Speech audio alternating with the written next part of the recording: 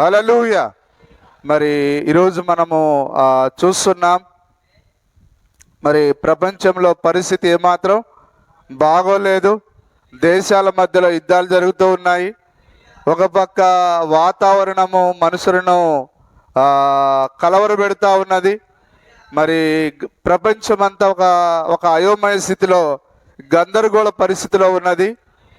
కానీ యెహోవా నామము బలమైన దుర్గము, నీతిమంతుడు అందులోనికి పరిగెత్తుకొని పోయి సురక్షితంగా ఉంటాడు. కాబట్టి ప్రపంచంలో ఏ మూల ఏది జరిగినా మనకు దానితో అవసరత లేదు. కానీ మరి యెహోవా నామం బలమైన దుర్గము, నీతిమంతుడు అందులో సురక్షితంగా ఉంటాడు. కాబట్టి మనం సురక్షితమైన ఆ కోటలో మనం ఉన్నాం. కాబట్టి ఈ ప్రపంచం యొక్క పరిస్థితులు వధువును ఏ మాత్రము గలిబిలి పరచలేదని నేను నమ్ముతున్నాను. హల్లెలూయా. దేవుని నామానికి మహిమ కలుగును గాక. మరి ఈరోజు దయ్యము మరి అనేక రకాలుగా మూలవాక్యాన్ని తారుమారు చేస్తూ ఉన్నది, గలిబిలి చేస్తూ ఉన్నది. ఈరోజు మరి సాతానుడు చాలా ఫ్రీ అయిపోయాడు. ఎందుకనంటే వానికి ఒకప్పుడు ఈ ప్రచార మాధ్యమాలు, ఎలక్ట్రానిక్ మీడియా, ప్రింట్ మీడియా లేకముందు వాని కార్యాలు కొద్ది కష్టతరంగా ఉండేది. కానీ ఎప్పుడైతే ఈ యొక్క 5G ఫోన్ వచ్చిందో, లేదా ఈ ఇంటర్నెట్ అనేది వచ్చిందో, వాడు శుభ్రంగా ఏసీ పెట్టుకొని కాలు మీద కాలేసుకొని వాడు రెస్ట్ తీసుకుంటున్నాడు. మరి ప్రజల మధ్యలో స్విచ్ పెట్టేశాడు. హల్లెలూయా. మరి ఈరోజు యూట్యూబ్ వచ్చిన దగ్గర నుంచి వాని పని చాలా తేలికైపోయినది. చాలా వాని పనిని వాడు ప్రజల మధ్యలో సులువుగా చేయగలుగుతున్నాడు. హల్లెలూయా. ఈరోజు మనం లోకంలో ఎక్కడ కూడా సురక్షితమైన ప్రదేశాన్ని కనుగొనలేం. హల్లెలూయా. హల్లెలూయా. మరి ఒక ఇద్దరు మనుషులు కలిసే వారి సంభాషణలలో ఏ మాత్రం నీతి గాని నిజాయితీ గాని లేదు. హల్లెలూయా. హల్లెలూయా. మరి వారు చూడ్డానికి ఒక గొప్ప ఉద్యోగంలో ఉంటారు, ఒక గొప్ప హోదాలో ఉంటారు, ఒక మంచి నాయకుడిగా కనిపిస్తారు. కానీ వాని నాలుక భయంకరమైన నీచమైన కార్యాలు మాట్లాడుతుంది. అందులో ఒక స్త్రీ అని లేదు, పురుషుడని లేదు. మరి ఈరోజు ఏ మానవుడు చిన్న పెద్ద తేడా లేకుండా మరి అసహ్యమైన మాటలు మాట్లాడుతూ ఉన్నారు. కానీ ఈరోజు దేవుడు మనల్ని ఆ సాతానుడి యొక్క ప్రతి అసహ్యమైన కార్యాల నుంచి ఆయన మనల్ని భద్రపరిచి ఉన్నాడు. హల్లెలూయా. నిజం వచ్చి ఈరోజు మరి యూట్యూబ్లలో చాలా గందరగోళాన్ని తీసుకొని వచ్చింది. యూట్యూబ్లో కాదు కానీ యూట్యూబ్ ద్వారా ప్రజల మధ్యలో, ప్రపంచ జనుల మధ్యలో గందరగోళాన్ని తీసుకొని వచ్చి ఉన్నది. యూట్యూబ్ వచ్చిన తర్వాత అందరూ హీరోయిన్లే, అందరు హీరోలే. ప్రతి గజ్జిగాడు, ప్రతి తాగుబోతు, ప్రతి వ్యభిచారి, ప్రతి మోసగాడు ఎవరికి వారే యమునా తీరే అన్నట్టుగా ప్రతి ఒక్కరు హీరోలు అయిపోయారు. హల్లెలూయా. దేవుని నామానికి స్తుతి కలుగును గాక. యూట్యూబ్ వచ్చిన తర్వాత మనం ఎవరిని అరే అబ్బాయి నువ్వు ఇట్లా చేయకూడదురా అని మనం అనలేం. ఏ స్త్రీని కూడా అమ్మా నువ్వు ఇట్లా చేయకూడదని ఎవరిని మనం కంట్రోల్ చేయలేం. ఈరోజు మానవుని యొక్క ఆ స్థితి దేవుని చేతిలో నుండి దాటిపోయి ఉన్నది. హల్లెలూయా. అందుకొరకే దేవుడు అన్నాడు, నరులతో నా ఆత్మ ఎల్లప్పుడూ వాదించదు, వారి ఊహంతయు చెడ్డది అన్నాడు ఆయన. కాబట్టి నోవాహు కాలంలో అదే కార్యాలు జరిగాయి. వారి ఊహలు చెడిపోయాయి, వారి తలంపులు చెడిపోయాయి, వారి చూపులు చెడిపోయాయి, వారి నాలుక చెడిపోయింది, వారి నోరు చెడిపోయింది. హల్లెలూయా. దేవుని నామానికి మహిమ కలుగును గాక. మన ప్రవక్త అన్నాడు, ఒక త్రాగుబోతు కంటే అబద్ధికుడు చాలా ప్రమాదకరమైన వాడు అన్నాడు. నేను నా పక్కన ఒక తాగుబోతునైనా ఉంచుకుంటా కానీ అబద్ధికుడు మాత్రం నేను ఉంచుకోను అన్నాడు ఆయన. హల్లెలూయా.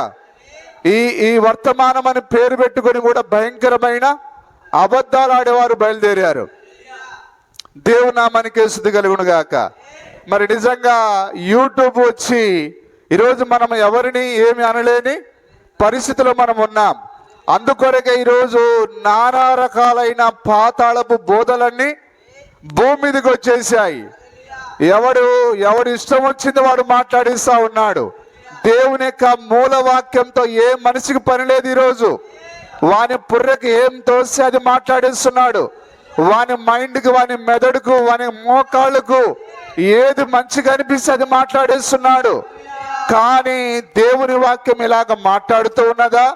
పౌలు గారు ఇలాగ మాట్లాడా? పేతురు ఇలాగ చెప్పాడా? ఆదిమ అపోస్తలులు ఈ విధంగా చెప్పారా? మన ప్రభు అయిన యేసుక్రీస్తు ఇలాగ చెప్పాడా? దేనిని నువ్వు మాట్లాడాలా, మాట్లాడకూడదా? వాని నోట్లో వడపోత సాధనం అనేది లేకుండా పోయింది. ఆమేన్. వడపోత సాధనం ఎవరంటే వాక్యము. వడపోత సాధనం ఎవరంటే పరిశుద్ధాత్మ. ఆమేన్. ఈ పరిశుద్ధాత్మను పొందుకొని మనుషుల ద్వారా నానా రకాలైన తప్పుడు బోధలు భూమి మీదకి వచ్చేసాయి. ఏది తోసేవో అది మాట్లాడేస్తా ఉన్నారు. దేవుని నామానికి స్తుతి మహిమ కలుగును గాక. హల్లెలూయా. హల్లెలూయా. హల్లెలూయా. వాక్యానికి వక్ర భాష అని చెప్పేస్తున్నారు. నానా రకాలైన తప్పుడు అర్థాలు చెప్పేస్తున్నారు. నిజమేనా? ఆ రోజు సాతానుడికి భలే కష్టమైపోయింది. వానికి యూట్యూబ్ లేదు కాబట్టి వాడు మరి ఒక మనిషిని పట్టుకోవాలి, వాడిని దూరాలి. అది కూడా అందరి దగ్గరికి పోవాలంటే చాలా కష్టతరంగా ఉండేది. కానీ ఈరోజు వాని పని చాలా సులువైపోయింది. హల్లెలూయా. ఈరోజు వాడు అందరిని వాడుకుంటున్నాడు. అరే నువ్వెందుకు మాట్లాడకూడదు? నువ్వెందుకు ఒక సూట్ వేసుకోకూడదు? ఒక మంచి చొక్కా వేసుకొని యూట్యూబ్లో నువ్వెందుకు మాట్లాడకూడదు? నువ్వు మంచి మాటకారివి, నువ్వు మాట్లాడితే స్పష్టంగా అర్థమవుతుంది. నీకు ఏ దోశ అది మాట్లాడు. బైబిల్లోదే కదా నువ్వు మాట్లాడేది. నువ్వు ఏం మాట్లాడినా దాన్ని దేవుడు మెచ్చుకుంటాడు అన్నట్టుగా సాతానుడు వారి వెనకాల ఉండి ఏది పడితే అది మాట్లాడిస్తున్నాడు. హల్లెలూయా. హల్లెలూయా. దేవుని నామానికి స్తుతి కలుగును గాక. ఈరోజు మరి దేవుని నుంచి మానవ జాతి పూర్తిగా దూరం అయిపోయింది. ఏ విధంగా? దేవుడు అన్నాడు, నేను తప్ప వేరొక దేవుడు నీకు ఉండరాదు అన్నాడు ఆయన. కానీ ఈరోజు సంఘ శాఖలన్నీ ఏమని బోధిస్తున్నాయి? దేవుడు త్రిత్వమై ఉన్నాడు, దేవుడు ముగ్గురై ఉన్నాడు, ఇద్దరై ఉన్నాడు. ఆ విధంగా వారు నానా రకాలైన బోధలు చేస్తూ ఉన్నారు. కానీ దేవుడు ఒక్కడే ఆయన. నేను తప్ప వేరొక దేవుడు లేడు, నీకు రాదు, ఉండకూడదని అన్నాడు ఆయన. దేవుని నామానికి స్తుతి మహిమ కలుగును గాక.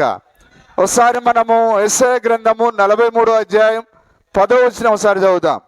యెషయా గ్రంథము 43వ అధ్యాయం 10వ వచనం.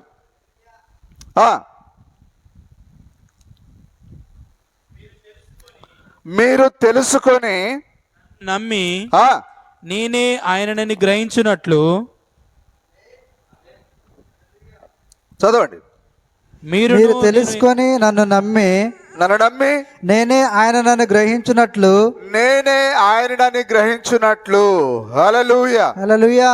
మరి నేనేంటిదో ఆయనేంటిదో ఎలాగ మనకు అర్థమయ్యేది?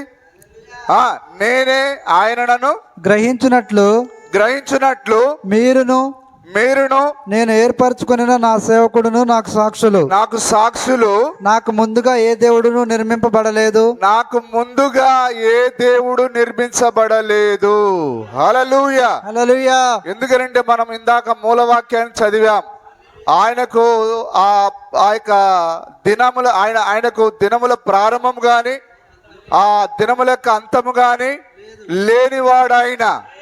ఆయనకు ముందు మరొక దేవుడు లేడు, ఆయన తర్వాత మరొక దేవుడు ఉండడు. హల్లెలూయా. ఆ వాక్యము యుగ యుగాలలో అదే వాక్యము. దేవుడు ఎన్నడూ తన ఆలోచన మార్చడు. ఆయన ఆలోచనలు శాశ్వతమైనవి, ఆయన ఆలోచనలు స్థిరమైనవి, అవి మార్పు లేనివి, అవి కదల్చబడనివి. హల్లెలూయా. నిజమేనా? నాకు ముందుగా ఏ దేవుడును నిర్మింపబడలేదు. నాకు ముందుగా ఏ దేవుడు నిర్మించబడలేదు. నా తర్వాత ఏ దేవుడును ఉండడు. నా తర్వాత ఏ దేవుడు ఉండడు. హల్లెలూయా. హల్లెలూయా. ఇప్పుడు ఆయన నాకు ముందుగా ఎవరు లేరంటున్నాడు, నా తర్వాత ఎవరు ఉండరని అంటున్నాడు ఆయన. ఆమేన్. మరి కొత్త నిబంధనలు వచ్చేసరికి ఆయన నేను నా తండ్రి దగ్గర వచ్చి ఉన్నాను, నేను నా తండ్రి వద్దకు ఎక్కిపోతున్నాను అంటే ఈ విధంగా మాట్లాడుతున్నాడు అంటే హల్లెలూయా. హల్లెలూయా. అది మర్మమై ఉన్నది. ఆమేన్. మరి ఆయన మూల వాక్యానికి విరోధంగా మాట్లాడలేడు గాని yes ఆయన మర్మంగా మాట్లాడుతూ ఉన్నాడు. ఆయన మూల వాక్యాన్ని ఆయన వ్యతిరేకించట్లేడు. ఆయన తన వాక్యాన్ని తానే కాదని చెప్పలేడు.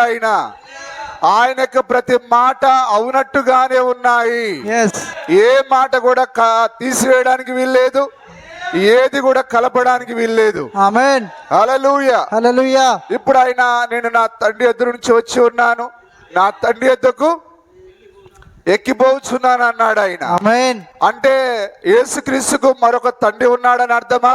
కాదు. లేకపోతే ఈయన రెండో దేవుడు అని అర్థమా? కానే కాదు. హల్లెలూయా. తండ్రి అనగా ఆయన తండ్రి స్థానం నుంచి వచ్చాడు. ఆమేన్. ఆయన తండ్రి స్థానం నుంచి దిగి వచ్చాడు. హల్లెలూయా. ఆయన ఇప్పుడు ఎక్కడ ఉన్నాడనంటే కుమారుని యొక్క స్థానంలో ఉన్నాడు. ఆమేన్. ఇప్పుడు ఆయన తన యొక్క కుమారత్వాన్ని ముగించుకొని హల్లెలూయా. మరలా ఆయన తండ్రి స్థానానికి వెళ్ళిపోతున్నాడు. ఆమేన్. అందుకొరకే నేను నా తండ్రి ఎదురు నుంచి దిగి వచ్చి ఉన్నాను, ఆమేన్. మరలా నేను తండ్రి ఎద్దుకు ఎక్కిపోతున్నాను అన్నాడు ఆయన. హల్లెలూయా. కాబట్టి ఆయన యొక్క స్థానమును గురించి మాట్లాడుతున్నాడే తప్ప ఆయన మరొక దేవుడు అక్కడ తండ్రిగా ఉన్నాడు, నేను కుమారుడిగా ఉన్నాను అనే కార్యాల గురించి కాదు ఆయన మాట్లాడేది. హల్లెలూయా. హల్లెలూయా. హల్లెలూయా. దేవుని కుమారుడు అనగా అక్షరాల దాని అర్థము దేవుడు అని అర్థము. ఆమేన్. దేవుని కుమారుడు అంటే దేవునికి ఒక కుమారుడు ఉన్నాడని దాని అర్థం కాదు. హల్లెలూయా. దేవుని కుమారుడు అనగా దాని అర్థము దేవుడు అని అర్థం. దేవుని కుమారుడు ఎవరని మీరు అడిగితే యూదులను అక్షరాల దేవుడే అని అంటారు. వాడు ఆమేన్. నిజమేనా కాదా? హల్లెలూయా. దేవుని కుమారుడు అనగా దేవుడు అంటే ఈరోజు అన్యులమైన మనకేమర్థమైంది, ఈరోజు సంఘ శాఖలకు ఏమర్థమైంది? దేవుని కుమారుడు అంటే అర్థం దేవునికి ఒక కుమారుడు ఉన్నాడని వాళ్ళు అర్థం చేసుకున్నారు. హల్లెలూయా. కానీ ఇదంతా వీళ్ళు ఎక్కడ నేర్చుకున్నారు?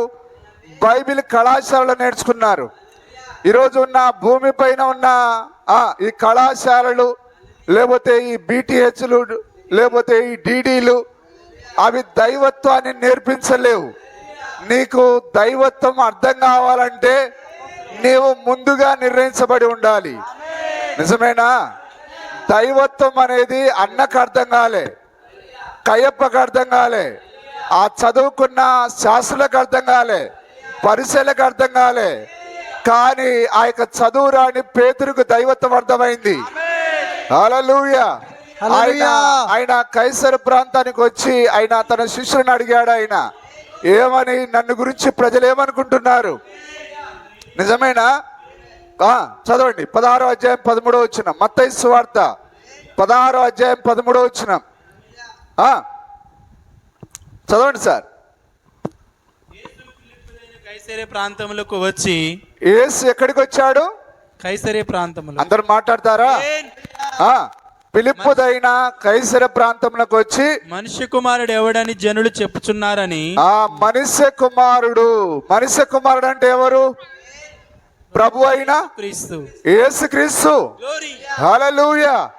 ఆయనే మనుష్య కుమారుడు, ఆయనే దేవుని కుమారుడు, ఆయనే మెస్సయ్య, ఆయనే మొదటివాడు, ఆయనే కడపటివాడు, ఆయనే ఆది అంతమునై ఉన్నాడు, ఆయనే అల్ఫా ఒమేగా ఉన్నాడు, ఆయనే దావీదు వేరును చిగురునై ఉన్నాడు. మరొక దేవుడు అక్కడ లేడు. దీనికట విలియం బ్రెనామ్ గారికి దైవత్వం అర్థం కాలేదని దయ్యాలన్నీ యూట్యూబ్లో కూర్చొని పనికి మారిన ప్రసంగాలు చేస్తున్నాయి. దయ్యము నీకు తెలుసు కానీ నీ బిడ్డలకు దేవుడెవరో నువ్వు చెప్పకుండా తేటపరచకుండా దాచిపెడుతున్నావు. హల్లెలూయా. ఎందుకంటే దాచిపెట్టడమే మంచిది. ఒకవేళ దాచిపెట్టకపోతే వాళ్ళు ఏమవుతారు? పరలోకానికి పరిగెత్తుకుని వస్తారు. Yes. పరిగెత్తుకొని రావడానికి మీకు అక్కడ సీట్లు లేవు. Yes. అక్కడ నా తండ్రి ఇంటి అనేకమైన నివాసాలు కలవు, లేని ఎడల మీతో అవి నిర్ణయించబడిన వారికి ఆయన ఇచ్చేసాడు ఆయన. ఆమేన్. కాబట్టి వీళ్ళకి లేదు, కాబట్టి ఇవాళకి దేవుడు బయలుపరచుకోవలసిన అవసరత దేవునికి లేదు. దేవుడు నామానికే స్తుతి కలుగును గాక. మనుష్య కుమారుడు ఎవరని జనులు చెప్పుచున్నారని ఎందుకు ఆయన మనుష్య కుమారుడని తన్ను తాను ఆయన చెప్పుకుంటున్నాడు. ఆయన ఆ యొక్క ద్వితీయోపదేశ కాండం 18వ అధ్యాయంలో మరి ఆ యొక్క ప్రజలు అడిగారు, అయ్యా ఇక నుంచి దేవుడు మాతో మాట్లాడకూడదు, నీవు మాత్రమే మాట్లాడాలి. అందుకొరకే దేవుడు ఇప్పుడు ఏ విధంగా రావాలనుకున్నాడు? ప్రవక్తగా రావాలనుకున్నాడు. ఆయన మనుష్య కుమారుడిగా రావాలనుకున్నాడు ఆయన. హల్లెలూయా. కాబట్టి ఇప్పుడు ఆయన మోసే అంటున్నాడు ఆ యొక్క ఇశ్రాయేలులతో, దేవుడు మీలో నుండి నా వంటి ఒక ప్రవక్తను మీ సహోదరుల నుండి పుట్టించును. ఆమేన్. హల్లెలూయా. మీరు ఆయన మాటను వినవలెను, ఆయన మాట వినని వాడు ప్రజల నుండి కొట్టివేయబడును అన్నాడు ఆయన. హల్లెలూయా. కాబట్టి మోసే యొక్క ప్రవచనం ప్రకారంగా ఇప్పుడు ఆయన ప్రవక్తగా వస్తున్నాడు, లేదా ఆయన భూమి మీద మనుష్య కుమారుడిగా ప్రత్యక్షమయ్యాడు ఆయన. అందుకొరకే మోసే యొక్క లేఖనాన్ని ఎత్తుకొని మాట్లాడుతున్నాడు ఆయన. అందుకొరకే యూదులతో ఏమన్నాడు ఆయన? మీరు మోసేను నమ్మినట్టయినా నన్నును నమ్మి ఉందురు అన్నాడు. ఎందుకు? మోసే ఆ యొక్క మెస్సయ్య గురించి రాశాడు. మోసే ఆ యెహోవా శరీరధారిగా వస్తాడని రాశాడు ఆయన.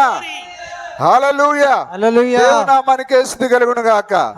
అందుకొరకు ఆయన మరణించి తిరిగి లేచిన తర్వాత ఆ ఇద్దరు శిష్యులతో ఆయన ఎమ్మాయి గ్రామానికి వెళ్తున్నా ఇద్దరు శిష్యులతో మాట్లాడినప్పుడు ఆయన మోసే ధర్మశాస్త్రంలోను ప్రవక్తల గ్రంథంలోను కీర్తన గ్రంథంలోను ఆయన ఎత్తి ఆ వచనాలను ఎత్తి తన గురించి రాయబడిన లేఖనాన్ని వారికి విశద పరిచి ఉన్నాడు ఆయన. అప్పుడు అయినా గాని వారి మనోనేత్రాలు తెరవబడలేదు. గాని ఎప్పుడైతే ఆయన రొట్టెను విరిచాడో, హల్లెలూయా, అందుకొరకే రొట్టె విరిచే కార్యక్రమం ఎక్కడ ఉన్నది? నిజమైన రొట్టె విరిచే కార్యము ఏ సంఘ శాఖలో లేదు. గాని నువ్వు తిరిగి ఈ వర్తమానం దగ్గరికి రావాలి. ఎప్పుడైతే ఈ వర్తమానంలో రొట్టెను విరుస్తావో అప్పుడు ఈ లేఖనాలని నీకు అర్థమవుతాయి. ఈరోజు మనకెందుకు అర్థమైంది ఈ వాక్యాలన్నీ? ఈరోజు మనం ప్రభురాత్రి భోజనాలు పాల్గొంటున్నాం కాబట్టి నా శరీరము తిని నా రక్తమును త్రాగువాడు నిత్య జీవము గలవాడు. అంటే దాని అర్థం నిత్య జీవం ఏంటిది? వాక్యమును తినడమే నిత్య జీవం. నువ్వు ప్రభురాత్రి భోజనాన్ని విరుస్తున్నప్పుడు వాక్యము నీకు అర్థమైతది. వాక్యాన్ని నువ్వు భుజిస్తావు, వర్తమానాన్ని భుజిస్తావు. అప్పుడు దినదినము నీ బాహ్య పురుషుడు అంతరించిపోతున్నా కృషించిపోతున్నా గాని ఆ అంతరంగా పురుషుడు దినదినము బలాన్ని పొందుకుంటాడు. ఏంటిది? ఆ యొక్క అంతరంగ పురుషునికి కావలసినది అదే వాక్యమై ఉన్నది. హల్లెలూయా. ఆయన లేఖనాన్ని ఎత్తి వారితో మాట్లాడి ఉన్నాడు ఆయన. అందుకొరకే మోసే నా వంటి ఒక ప్రవక్తను మీలో నుండి పుట్టించును అన్నాడు ఆయన. కాబట్టి ప్రవక్త అనగా అర్థం మనుష్య కుమారుడు అర్థం ప్రవక్త అయి ఉన్నాడు. అందుకొరకు ఆయన యెహెజ్కేలుతో నరపుత్రుడు అని అన్నాడు ఆయన. నరపుత్రుడు అనగా మనుష్య కుమారుడని లేదా ప్రవక్త అని అర్థమై ఉన్నది. హల్లెలూయా. ఇప్పుడు ఆయన అన్ని విషయాలను మాట్లాడుతున్నాడు ఆయన. చూడండి ఇక్కడ ఈ 16వ అధ్యాయము మరి బయలుపాటు కలిగిన వారి యొక్క అధ్యాయమై ఉన్నది. అక్కడే దేవుడు మరి దేవునికి ఆ శరీరంలో ఉన్న ఆ యొక్క ప్రభువుకు మధ్యలో ఒక కార్యం జరిగి ఉన్నది. అక్కడ నిలబడుకొని ఉన్న ఆయన రక్త మాంసంలో ఉన్న ప్రభు అయిన యేసుక్రీస్తు. ఇప్పుడు ఆయన ఎవరో అర్థం కావాలంటే హల్లెలూయా, పేతురుకు ఒక ప్రత్యక్షత రావాలి. ఎక్కడి నుంచి రావాలి? అది దేవుని దగ్గర నుంచి రావాలి. దేవుడి నుంచి దగ్గరికి రావడం అంటే దాని అర్థము ఆ పేతురుకు దేవుడు జగత్పునాది వేయబడక ముందే ఆయన ఎవరో ప్రత్యక్షత ఆ కైసర ప్రాంతంలో ఉన్నప్పుడు ఇవ్వాలని ఆయన ముందే నిర్ణయించుకున్నాడు ఆయన. ఆమేన్. నా మాటలు అర్థమవుతున్నాయా? హల్లెలూయా. నేను మాట్లాడితే పక్షిరాజులతోనైనా లేకపోతే కోడి పిల్లలతోనా? పక్షిరాజులేనా? హల్లెలూయా హల్లెలూయా. హల్లెలూయా అంతకు ముందు ఎప్పుడు పేతురు ఆయన ఎవరో గ్రహించలేదు గాని ఎప్పుడైతే ఆయన కైసర ప్రాంతానికి వచ్చాడో అప్పుడు ఆయన తరుణ గురించి అడుగుతూ ఉన్నాడు ఆయన. హల్లెలూయా. మనుష్య కుమారుడు ఎవడని జనులు చెప్పుకొనిచున్నారని తన శిష్యులను అడగగా వారు కొందరు బాప్తిస్మమిచ్చి యోహాననియు, కొందరు ఏమనుకున్నారు చెప్పండి? బాప్తిస్మిచ్చి యోహాన్ అనుకున్నారు. ఎందుకు? వారికి ఆ ప్రత్యక్షత దేవుడు వారికి ఇవ్వలేదు కాబట్టి. ఆ మహిమలో నుండి జగత్ పునాది వేయబడక ముందు దేవుడు వారికి ఆ ప్రత్యక్షత ఇవ్వడానికి వారిని ఎన్నుకోలేదు ఆయన. ఎన్నుకొనని వారికి నానా రకాలైన ఆలోచనలు వస్తాయి, కానీ వారికి వచ్చిన ఆలోచనలన్నీ అవి రైట్ కావాలి. హల్లెలూయా. దేవునా మనకి మహిమ కలుగును గాక. కొందరు ఏమనుకున్నారు చెప్పండి? కొందరు ఏలియా అనుకున్నారు, కొందరు ఇర్మియా అనియు, కొందరు మనల్ని ఏమనుకుంటున్నారు? వీళ్ళు పలానా వెంకటాయపాలెం గ్రామంలో ఉండే గౌడాస్ కాదు. కానీ నేను అలాగ అనుకోవట్లేదు, దేవుడు అలాగ అనుకోవట్లేదు. ఆయన ఏ విధంగా చూస్తున్నాడు? ఆయన జగత్ పునాది వేయబడక ముందు భూమికి పునాదులు వేసినప్పుడు నిన్ను ఆయన దేవుని కుమారుడిగా సృజించాడు. ఆయన ఇప్పటికైనా నిన్ను దేవుని కుమారుడిగా చూస్తున్నాడు. ఆయన మనుషులు చూచినట్టుగా చూడట్లేడు. ఆయన మనం కూడా మనుషులు చూచినట్టుగా చూడట్లేదు గాని అదే దైవ కరుణతో మనం చూస్తూ ఉన్నాం. మన రూపం ఏంటిదనంటే అదే యేసుక్రీస్తు యొక్క రూపమై ఉన్నది. మనం ఎవరము మనకు అర్థమవుతున్నది. మనం ఎవరము మనకు అర్థమవుతుంది. హల్లెలూయా. దేవుని యొక్క కుమార్తెలమై ఉన్నాము. ఇది అర్థం కావాలని నీకేం కావాలి? ఆ ప్రత్యక్షత కావాలి. హల్లెలూయా. ప్రత్యక్షత లేనివాడు ఇంకా కులాన్ని ప్రేమిస్తాడు. ప్రత్యక్షత లేనివాడు ఇంకా ఏవేవో కార్యాలలో మునిగి ఉంటాడు. కానీ ప్రత్యక్షత కలిగిన వాడు తాను దేవుని కుమారుని వలె ఉంటాడు. ప్రత్యక్ష స్త్రీ తాను దేవుని కుమార్తెని ఆమె గ్రహించి ఆమె ముందుకు అడుగు వేస్తా ఉంటుంది. హల్లెలూయా. నిజమేనా? ఇక్కడ ఇది సామాన్యంగా పేతురు ఏదో నోటికొచ్చింది వాగట్లేడు, అక్కడ నోటికొచ్చింది మాట్లాడలేడు అక్కడ ఆయన. హల్లెలూయా. ఇప్పుడు ఆయన ప్రత్యక్షతను పొంది ఆయన మాట్లాడుతూ ఉన్నాడు అక్కడ. ఈరోజు నీవు దేవుని కుమారుడు అని నిన్ను నీవు గుర్తించాలి. నేను దేవుని కుమారుని నీకు అర్థం కావాలంటే నీకు దేవుని దగ్గర నుంచి ప్రత్యక్షత రావాలి. సహోదరి, నువ్వు దేవుని కుమార్తె వరి నీకు బయలుపాటు వచ్చినప్పుడే నీవు అందరి స్త్రీలాగా ఉండవు కానీ ఒక ఉన్నతంగా ఉంటావు. ఒక ఉన్నతమైన పక్షిరాజు జీవితాన్ని జీవిస్తావు. హల్లెలూయా. నువ్వు రాజకుమార్తె అయితే నీ యొక్క బ్లౌజులు వేరుగా ఉంటాయి, నీ నడక వేరుగా ఉంటది, నీ మాట తీరు వేరుగా ఉంటది, నీలో ఉన్న మాధుర్యం వేరుగా ఉంటది. ఆ యొక్క నీ యొక్క జీవితం ఏ విధంగా ఉంటదనంటే ఆయన స్వీకరించే ఆ యొక్క ఇంపైన ఆ యొక్క సువాసనగా నీవు ఉంటావు. హల్లెలూయా. దేవుని నామానికి మహిమ కలుగును గాక. కాబట్టి దేవుని కుమార్తెగా పిలువబడడం అంటే ఏదో బాప్టిజం తీసుకుంటే దేవుని కుమార్తె కావు, ఏదో ప్రభురాత్రి భోజనం తీసుకుంటే దేవుని కుమార్తె కావు నీవు. అయితే నీకు తప్పకుండా ఒక బయలుపాటు కావాలి. నీవు ఆ యొక్క ఈ భూమి మీదకి రాకముందు నీవు ఏ స్థానంలో ఉన్నావో ఆ స్థానాన్ని నువ్వు చూడగలగాలి. హల్లెలూయా. నువ్వు ఏ స్థానంలో ఉన్నావు? భూమికి పునాదులు వేసినప్పుడు నీవు అక్కడ దేవుని కుమార్తెగా ఉన్నావు, నీవు అక్కడ దేవుని కుమారుడిగా ఉన్నావు. నిజమేనా? మనం ఇక్కడ యేసుక్రీస్తు నామములో బాప్తిసం పొందినప్పుడు దేవుని కుమార్తెలం కాదు. మనం జగత్ పునాది వేయబడక ముందే మనము దేవుని కుమార్తెలమై ఉన్నాం. ఆమేన్. ఎంతమందికి తెలిసి మర్మం? హల్లెలూయా. మర్మమేనా ఇది? ఆమేన్. జగత్ పునాది వేయబడక ముందే ప్రేమ చేత క్రీస్తులో మనము ఎన్నిక చేయబడ్డాం. హల్లెలూయా. హల్లెలూయా. మనమేదో మాయా రూపంలో ఫోటోలలో లేవు కానీ వాస్తవ రూపంలో ఉన్నాం. యోబుని అడిగాడు ఆయన, యోబు నీ నడుము కట్టుకో, నేను నిన్ను కొన్ని ప్రశ్నలు అడగాలి. మరి ఆ యొక్క భూమికి పునాదులు వేసినప్పుడు ఆ దేవదూతలు కేరింతలతో పాటలు పాడినప్పుడు నువ్వు ఎక్కడున్నావు? హల్లెలూయా. హల్లెలూయా. ఆయన అంటున్నాడు నీవు బహు వృద్ధుడవు, నువ్వు అక్కడ ఉన్నావు అంటున్నాడు ఆయన. మనం అక్కడ ఉన్నామా? ఆమేన్. ఖచ్చితంగా అక్కడ ఉన్నాం కాబట్టి ఈ రోజు ఈ గడియ వర్తమానంలో ఉన్నాం. ఆమేన్. కాబట్టి నిన్ను దేవుని కుమార్తెగా మార్చే కార్యం ఏంటిది? అదే ప్రత్యక్షత. ఆమేన్. అందుకొరకే ఆ యొక్క హానోకు ప్రతి దినము ప్రత్యక్షతను కలిగి ఉన్నాడు. అమ్మయ్య ఈరోజు అయిపోయింది, పొద్దున ప్రార్థన చేసిన, సాయంత్రం చేసా, ఈ రోజు అయిపోయింది, ఇక రేపటికి నాకు అక్కర్లేదు అనుకోలేదు ఆయన. ఈ రోజు ప్రత్యక్షతను కలిగిన వ్యక్తి రేపు ఇంకా ఎక్కువ ప్రత్యక్షతను పొందుకున్నాడు. ఆయన ఎక్కడ ఆగట్లేడు ఆయన. హల్లెలూయా. ప్రతిదినం ఆయన తన భార్య నడవకపోయినా, కుటుంబం నడవకపోయినా, ఎవరు పట్టించుకోకపోయినా ఆయన ఒక్కడు మాత్రమే దేవునితో నడుస్తున్నాడు. ఆయన అదృశ్యమైపోవడానికి ముందుగా అతడు దేవునికి ఇష్టడుగా జీవించాడు ఆయన. మరి హానోకు తనంతట తానే జీవించాడా? ప్రత్యక్షత లేకుండా జీవించాడా? ప్రత్యక్షత లేకుండా ఒకవేళ తనంతట తానే బుద్ధిపూర్వకంగా చేస్తే మరి వాక్యంలో ఏముంది?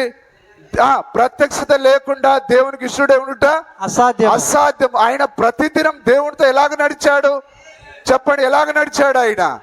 అదే ప్రత్యక్షత.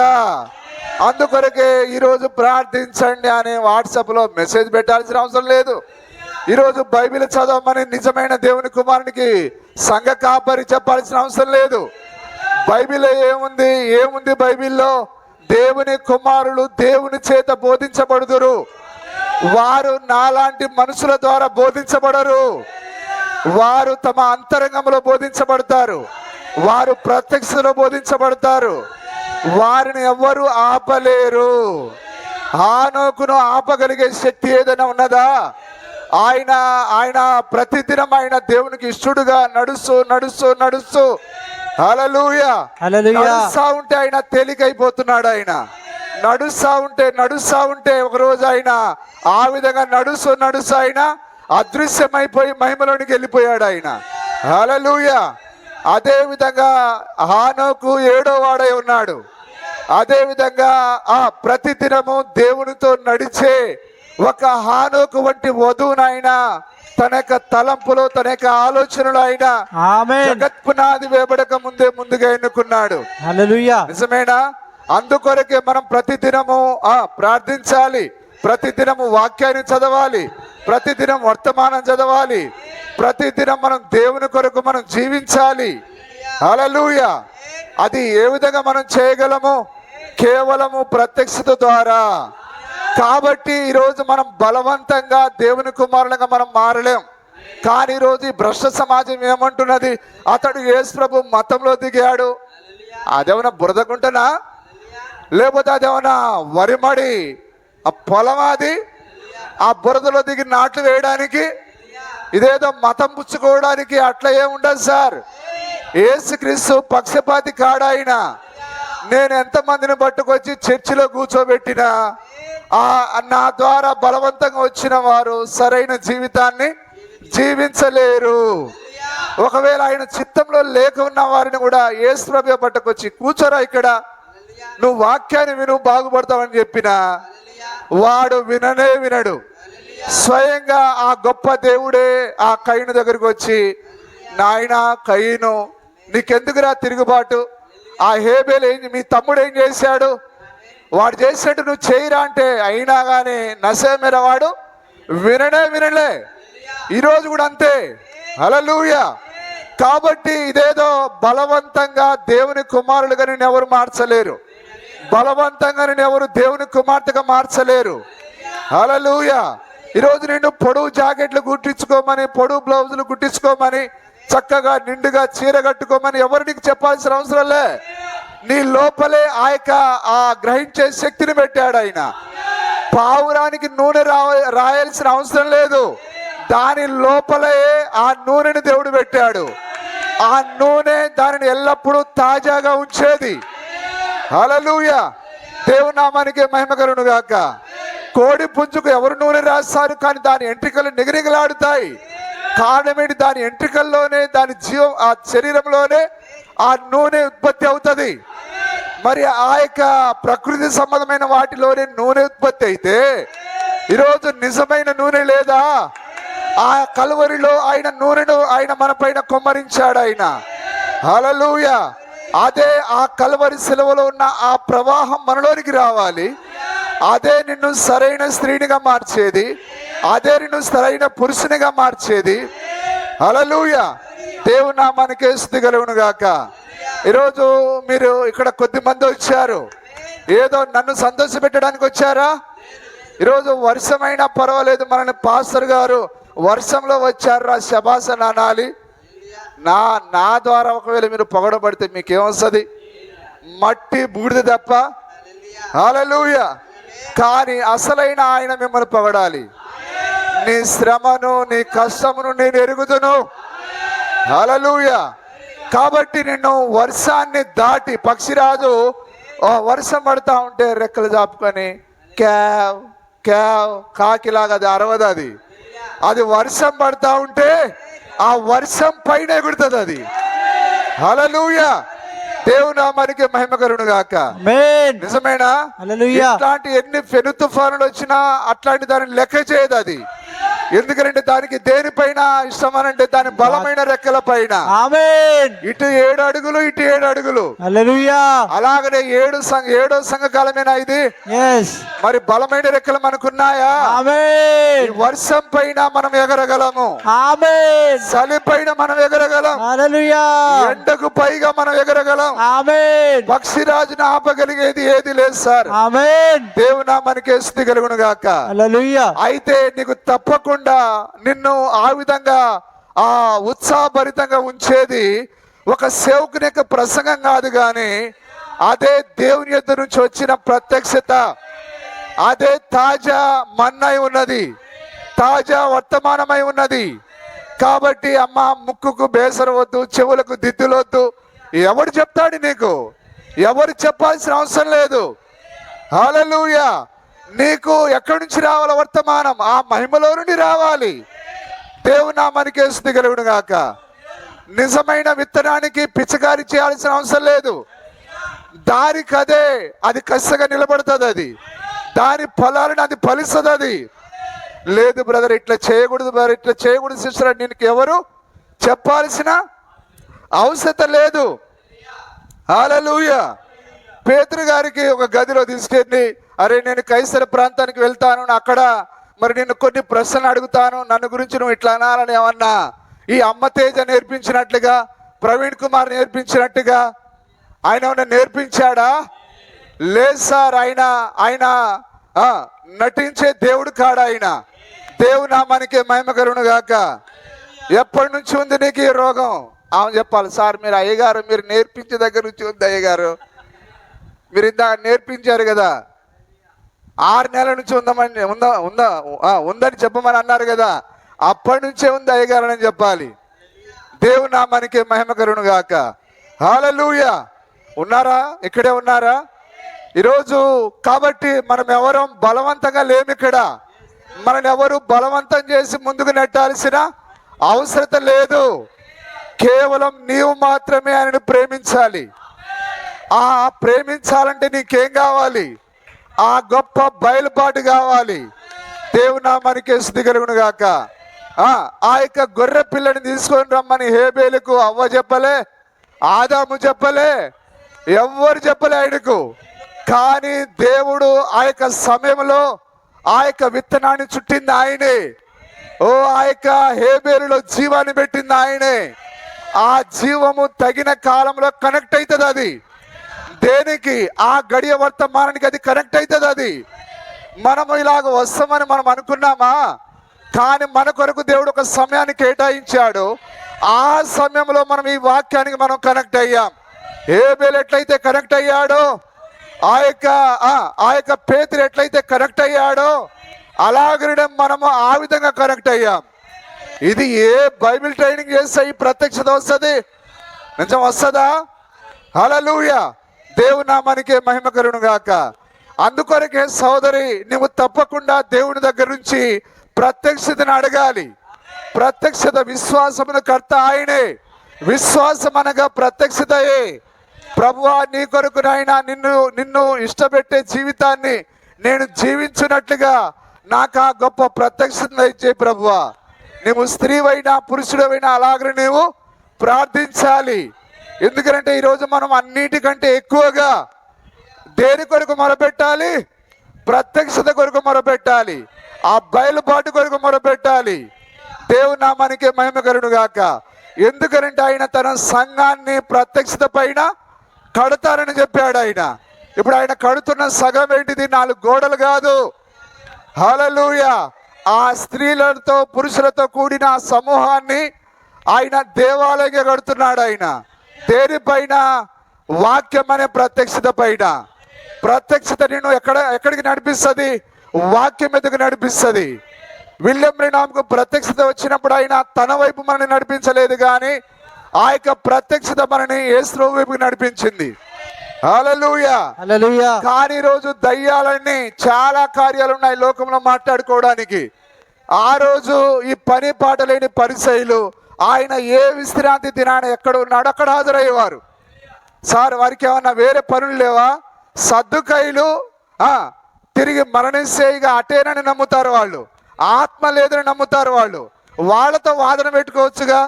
సద్దుకైలతో అరే మీరు తప్పులో ఉన్నారా, మీరు సరి అవ్వండిరా అని చెప్పారా? సద్దుకైలతో భుజాలపైన సద్దుకైడు పరిసైడు ఒకరినొకరు భుజాలపైన చేతులు వేసుకొని పోదవరా. ఈరోజు ఎక్కడ? ఈరోజు ఏడున్నాడు ఆయన? బేతనీయలో ఉన్నాడా? యెరూషలేములో ఉన్నాడా? ఆయన ఎక్కడుంటే అక్కడికి పోయి తప్పు పట్టడం. ఈ గూనోడు ఉన్నాడు, ఈరోజు బాగు చేస్తాడా? ఈ కుంటోడు ఉన్నాడు, ఈరోజు బాగు చేస్తాడా? వారి పనంతా ఏంటిది? హల్లెలూయా. యేసుక్రీస్తును తప్పు పట్టడమే వారి పని. వారి యొక్క జీవిత లక్ష్యం ఏం పెట్టుకున్నారు వాళ్ళు? యేసు ప్రభును తప్పు పట్టడమేగా పెట్టుకున్నారు వాళ్ళు. కొందరు అంతే, స్త్రీ కూడా అంతే. అయ్యగారు ఇన్ని మాటలు చెప్తాడు, ఈయన పెద్ద నీతిమంతుడా, ఎక్కడ తప్పులు చేయడా? నేను చెప్పాను ఎప్పుడన్నా? హల్లెలూయా. దేవుని నామానికి మహిమ కలుగును గాక. సేవకుని యొక్క తప్పిదాలను చూసేవారు, ఆ విధంగా సంఘ పెద్దల తప్పులను చూసేవారు ఎవరు? వీళ్ళు మోడ్రన్ పరిసయ్యులు, ఆధునికమైన పరిసయ్యులు. దేవుని నామానికి స్తుతి కలుగును గాక. హల్లెలూయా. నిజమేనా? ఈరోజు కూడా అంతే. దయ్యాలన్నీ చాలా చాలా సమస్యలు ఉన్నాయి. వాటన్నిటిని విడిచిపెట్టి అనేకమైన తప్పుడు బోధలతో ఈరోజు ప్రపంచమంతా మునిగిపోయి ఉన్నది. వాటన్నిటిని విడిచిపెట్టి ఈరోజు ప్రతి గజ్జిగాడు, గూనిగాడు, స్నానం చేసేటోడు, చేయనోడు, పాసిమోడు అందరూ కెమెరా ఎటు పెట్టారు? విలియం బ్రెన్హామ్ వైపు పెట్టారు. ఎందుకంటే విలియం బ్రెన్హామ్ ఒక్కడే వాక్యంతో నిలబడిన వాడు. ఆయన ఎక్కడ తప్పు మాట్లాడాడు? ఎక్కడ తప్పు మాట్లాడలేదు ఆయన. యేసు ప్రభులోనే ఆ రోజు పరిసయ్యుల శాస్త్రులు తప్పు పట్టారంటే, అరే మీకు కొద్దిగానే బుర్ర ఉండాలి కదా. విలియం బ్రెన్హామ్లో బోర్డు తప్పులు దొరుకుతాయి, యేసు ప్రభులోనే వారు తప్పులు దొరకబడితే నిజమేనా కాదా? కొద్దిగానే బుర్ర ఉండాలా లేదా? ఆయన మానవుడు. ఆయన మీరు ఎన్ని తప్పిదాలు ఎత్తి చూపించినా, హల్లెలూయా, ఆయన దేవుని చేత రుజువు చేయబడిన ప్రవక్త. ఆయన దేవుని నామానికి మహిమ కలుగును గాక. ఆమేన్. హల్లెలూయా. అందరూ గట్టిగా చెప్తారా? దేవుని నామానికి స్తుతి కలుగును గాక. కాబట్టి ఎవరు ఎన్ని మాట్లాడినా ఈ గడియ వర్తమానికుడు ఆయనే. నిజమేనా? కాబట్టి ఆ రోజు యేసు ప్రభు కాలంలో మన ప్రభువును ఏ విధంగా అయితే శాస్త్రుల పరిచయులు దయ్యము వారిలో ఉండి ఏ విధంగా అయితే ప్రభువును తక్కువ చేసి మాట్లాడి ఉన్నదో, ఈరోజు దయ్యం అదే పని చేస్తూ ఉన్నది. తన యొక్క తప్పుడు సేవకుల ద్వారా ఈ గడియ వర్తమానికులని తక్కువ చేసి చూపించడానికి ప్రయత్నం చేస్తూ ఉన్నది. ఆ రోజు ఆహాబు కాలంలో దయ్యం అదే చేసింది. ఏలియాను చులకన చేయడానికి, తక్కువ చేయడానికి వారు నానా ప్రయత్నాలు చేశారు. కానీ ఏలియా కాలంలో అది రుజువు చేయబడలేదు. కానీ ఏలియా వెళ్ళిపోయిన తర్వాత ఏలియా ప్రవచించిన ఆ ప్రవచనము అది నిరూపించబడింది. అది దేవుని నామానికి స్తుతి కలుగును గాక. కాబట్టి ఈరోజు మనల్ని దేవుని కుమార్తెగా, దేవుని కుమారునిగా నిలబెట్టేది ఏది చెప్పండి? కేవలము ప్రత్యక్షత మాత్రమే, విశ్వాసం మాత్రమే. కాబట్టి ప్రత్యక్షత నేను ఎక్కువ కానుకలు ఇస్తే రాదు, అది ఎక్కువ దశమభాగం ఇస్తే రాదు, అది లేకపోతే నేనేదో చేతులు కట్టుకుంటే, ఏదో వంగి వందనాలండి అని అట్లా చెప్తే రాదు. అది నీవు ఆ ప్రత్యక్షతను పొందుకోవడానికి ముందుగా నిర్ణయించబడి ఉండాలి. హల్లెలూయా, దేవుని నామానికి మహిమ కలుగును గాక. నీవు త్రాగుబోతువా, దొంగవా, మోసగాడివా, దేవుడు దానిని చూడట్లేడు. ఆయన నిన్ను ముందు ఎన్నుకున్న దాన్ని చూస్తున్నాడు. ఆయన రాహాబ్ అనే వేశ్య, కానీ ఆమె ముందుగా ఎన్నిక చేయబడిన విత్తనం. అది ఆమె శరీరంలో చేసిన తప్పిదాన్ని ఆయన లెక్క పెట్టట్లేడు. ఆయన కానీ దేన్ని బట్టి రక్షించాడు? ఆయన ఎన్నికను బట్టి రక్షించాడు. ఆయన ఎందుకు ఆమె రక్షింపబడింది? ఎందుకు రాహాబు విత్తనమై ఉన్నది? ఆమె ఆ గడియ వర్తమానికులను చేర్చుకున్నది. నిజమేనా? దేవునామానికి స్తుతి కలుగును గాక. ఎందుకు ఆ సమరే స్త్రీ శరీరంలో ఎంతో పాపాన్ని కలిగి ఉన్నది, కానీ ఆమె శరీరంలో జరిగించిన ఒక్క పాపాన్ని కూడా చూడలేదు ఆయన. ఎందుకు చూడలేదు ఆయన? చెప్పండి. ఆమె ముందుగా నిర్ణయించబడిన విత్తనం. కాబట్టి సార్, నేను భక్తి పరుడను, బైబిల్ బాగా చదువుతాను, మేము బైబిల్ పండితులము, అందుకొరకే మేము ఈ తప్పుడు బోధనని నిరోధిస్తున్నాం. నీ జ్ఞానం ద్వారా నిరోధిస్తావా? హల్లెలూయా, దేవుని నామానికి స్తుతి కలుగును గాక. సమరే స్త్రీ ఎక్కడి నుంచి బయలుపాటు పొందుకున్నది? చెప్పండి. ఆమెకు బయలుపాటు ఇచ్చింది ఎవరు? దేవుడేనా? అందుకొరకే బయలుపాటు నీకు ఎవరు ఇవ్వరు. కానీ నీ ఏదో మతభక్తి ద్వారా బయలుపాటు రాదు, కానీ నువ్వు ముందుగా నిర్ణయించబడి ఉండాలి. అప్పుడు మాత్రమే నీకు సరైన బయలుపాటు దేవుడిస్తాడు. ఆ పచ్చి వ్యభిచారిణి, ఆ యొక్క 6 భర్తలతో ఉన్న స్త్రీ, ఆయన దేవుని కుమారుడిని చూడగలిగింది, ఆయన మెస్సయ్యని చూడగలిగింది, ఆయనే ఏకైక దేవుడిని చూడగలిగింది. కానీ దీవారాత్రులు ఆ యొక్క రక్తము చేత పట్టుకొని అతి పరిశుద్ధ స్థలంలోకి వెళ్ళే ఆ అన్న కయప్ప, ఓ దీవారాత్రులు ఎంతో భయభక్తులతో, వారిలో ఏ మానవుడు కూడా తప్పు చూపించలేడు. అలాంటి మంచి జీవితాన్ని జీవించిన వారు మాత్రం వారి యొక్క సొంత దేవుడైన వారి మెస్సయ్యను వారు ఏమన్నారు? బయల్జేబులు, దయ్యం పట్టినవాడు, దయ్యాలకు అధిపతి అన్నారా? ఎందుకు రోజు బైబిల్ చదివిన వారికి బయలుపాటు రాలే? చెప్పండి, చెప్పండి. హల్లెలూయా. విత్తనానికి మాత్రమే వస్తుంది, ముందుగా నిర్ణయించబడిన విత్తనం అది. దేవుని నామానికి స్తుతి కలుగును గాక. కాబట్టి వీళ్ళందరూ ఏదో పనికి మాలిన ఒక గదిని ఏర్పాటు చేసుకుని ఒక స్టూడియో అట, ఆ స్టూడియోలో కెమెరాలట, వీడు చెప్తే ఎవడో మారుతాడట. మారుతాడా సార్ ఎవరైనా? యేసు ప్రభు ఏ స్టూడియో పెట్టాడు? ఎక్కడ మాట్లాడాడు ఆయన? చెప్పండి. ఆ యాకోబు బావి దగ్గరికి వెళ్ళాడు, నిజమేనా? ఆయన ఒక వీధిలో నడుస్తూ ఉన్నాడు, ఆయన ఆ సముద్ర పోటున నడుస్తూ ఉన్నాడు, ఆయన అక్కడక్కడ ఆ సామానును కలుస్తూ ఉన్నాడు. ఆయన దేవుని నామానికి స్తుతి కలుగును గాక. సమరే స్త్రీకి ఆ బావి దగ్గర, ఆ వ్యభిచార స్త్రీకి ఆ నడి రోడ్డు పైన, ఆ వ్యభిచారంలో పట్టబడిన స్త్రీకి బయలుపాటు ఎక్కడొచ్చింది? ఆ నడి రోడ్డు పైన వచ్చింది. నిజమేనా? ఆ పేతురికి సముద్రపు ఒడ్డులో వచ్చింది. ఆ పిలుపుకి ఎక్కడొచ్చింది? ఆ నతానేలుకి ఎక్కడొచ్చింది? దేవుని నామానికి స్తుతి కలుగును గాక. నిజమేనా? కాబట్టి ఈరోజు మనము ప్రత్యక్షత ద్వారానే దేవుని కుమారులము, దేవుని కుమార్తెలమై ఉన్నాం. నిజమేనా? ఆ ప్రత్యక్షతయే నిన్ను చక్కని వస్త్రాలు ధరించేటట్టు చేసేది. తీయమ్మ తీ, ముక్కులో ది, చెవులో ది, అది మంచిది కాదు. పౌలు గారు ఇట్లా రాశాడు, పేతురు గారు ఇట్లా చెప్పాడు. ఇవన్నీ ప్రసంగాలు అవసరం లేదు నీకు. హల్లెలూయా. పేతురు, నువ్వురా, నేనెవరో నీకు అర్థం కావాలంటే ఆ అన్న స్కూల్లో జాయిన్ చేస్తా, ఆయన దగ్గర కొన్ని రోజులు బైబిల్ ట్రైనింగ్ చేయి, అట్ట అనలేదు ఆయన. హల్లెలూయా. దేవుని నామానికి మహిమ కలుగును గాక. కాబట్టి ఇప్పుడు నువ్వు మంచి వస్త్రాలు ధరించాలంటే ఈ మోటోడైన ఈ బాయ్స్ పాస్టర్ దగ్గర కాదు, నిన్ను చక్కగా అనర్గళంగా ఇంగ్లీష్లో మాట్లాడే ఆయన దగ్గర కొన్ని రోజులు నీకు తర్బీదు ఇప్పిస్తాను. అప్పుడు నువ్వు చక్కగా వయ్యారంగా ఎట్లా మాట్లాడాలి? హాయ్ బ్రదర్, హాయ్ సిస్టర్, ఎట్లా మాట్లాడాలో ట్రైనింగ్ ఇప్పిస్తా, అట్లా అన్నాడు ఆయన. దేవుని నామానికి స్తుతి మహిమ కలుగును గాక. ఒకవేళ అట్లాంటిదేనైతే యోహానుకైనా, అరే నువ్వు ఇట్లా పోతే కుదరదురా, ఎట్లా ఉండాలి? నువ్వు చాలా క్లాస్గా ఉండాలి, నువ్వు సూట్ వేసుకోవాలి, నీ గడ్డం చాలా ట్రిమ్మింగ్ చేసుకోవాలి, నీ లాంగ్వేజ్ ఎట్లా ఉండాలి, చాలా అట్రాక్టివ్గా ఉండాలి. నువ్వు మాట్లాడితే ప్రజలు చాలా పరవశంలోకి వెళ్ళిపోవాలి.